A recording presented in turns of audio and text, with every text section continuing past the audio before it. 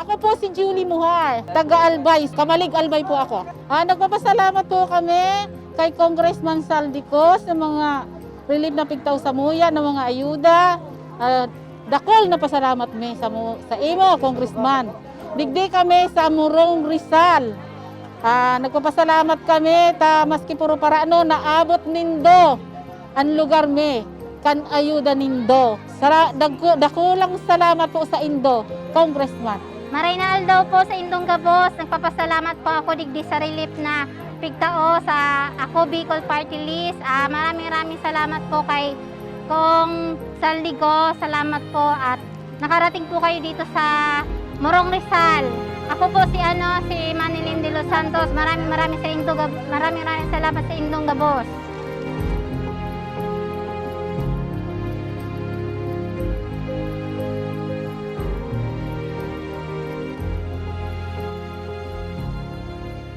Yaong kita digdi sa Barangay Teresa Rizal para pasyaran niya to ang mga kairiban taligding Bicol noon, taga Bicol. Nag-agad kita bang sa Ako Bicol Party List dahil sa hindi nga ning extension pa ng lockdown, masyado na sila ng problema. Big advice kami ni Congressman Saldico na pasyaran si Daddy sa Barangay Teresa para idaraon sa indang kunting tabang ka Ako Bicol Party List. Ako po yung foreman ng Dadigdi, Marcelino Barcebal po sa Barrio Bakakay,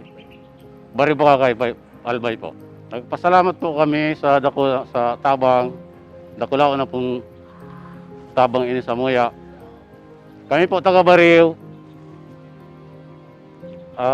naghagad kami tabang para makasuporta sa muya. Grabe na po pag medyo tios na, naubusan na kami mga sweldo. Di na po kami ibang kaya naghagad po kami tabang. Yan na po, dakula pong pasalamat sa Ako Bicol Party List. Pati na po kay Congressman Saldico.